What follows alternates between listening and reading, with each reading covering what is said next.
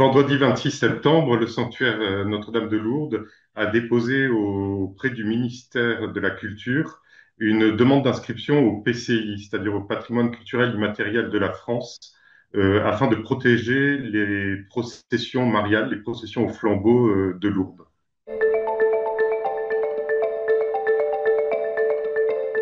Alors en fait, on a déposé ce dossier non pas parce que la procession est en danger, mais parce que on est persuadé que l'on a avec ces processions un trésor depuis 150 ans. On a ces processions qui sont organisées le soir au flambeau depuis les rameaux jusqu'à la Toussaint, donc pendant la saison.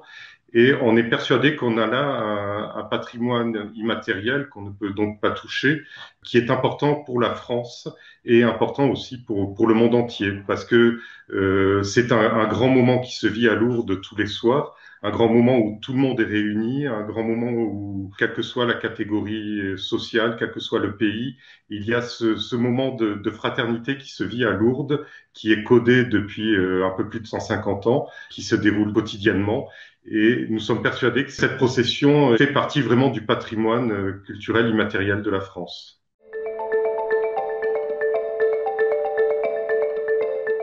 L'inscription au patrimoine culturel immatériel de la France est un long processus, je dirais, assez contraignant, puisque nous devons respecter le vademecum imposé par le ministère de la Culture pour inscrire nos possessions à ce PCI.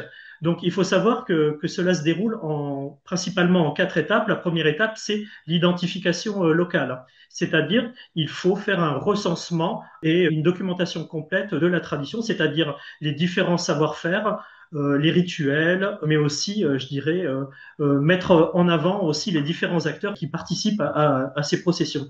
Donc, il y a aussi eu un long travail d'enquête qui a été réalisé, des enquêtes adressées aux pèlerins isolés, mais aussi aux pèlerinages organisés, aux étrangers, aussi aux différents touristes, parce qu'il faut savoir que c'est toujours difficile de connaître le nombre exact de personnes qui participent à ces processions. Et ensuite, je dirais la troisième étape. C'est l'étape que nous venons de terminer, c'est l'évaluation scientifique. Il faut savoir qu'un comité scientifique a été mis en place justement pour constituer ce dossier. Ce sont par exemple des ethnologues, des historiens. On a principalement travaillé avec l'université de Pau et des Pays de la Dour. Et aujourd'hui, bien, nous sommes dans l'attente que notre travail passe, notre dossier passe devant une commission, devant un jury, pour justement valider cette inscription.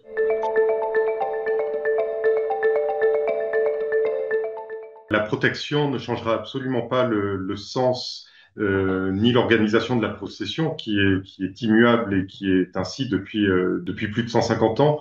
Cette protection va apporter que la procession sera plus connue, sera connue à l'extérieur des pèlerinages, des personnes qui font le tour des sites inscrits à la protection. Donc on sait que ça va attirer du monde qui viendront à la procession et qui ainsi pourront être pénétrés et connaître le message de Lourdes et voir ce qui se passe réellement à Lourdes en venant. En fait, la procession répond à la demande de la Sainte Vierge qui a demandé à Bernadette que l'on vienne ici en procession. Donc, c'est toujours pour répondre à cette demande de la Sainte Vierge, pour qu'il y ait de plus en plus de monde qui viennent. Cette procession dans laquelle tous les milieux se mélangent, dans laquelle on peut voir des malades, dans laquelle on peut voir des hospitaliers, ce sera une porte d'entrée pour certains qui vont ainsi découvrir vraiment ce qui se vit à Lourdes et faire rayonner ainsi le message de Lourdes en France et dans le monde entier plus tard.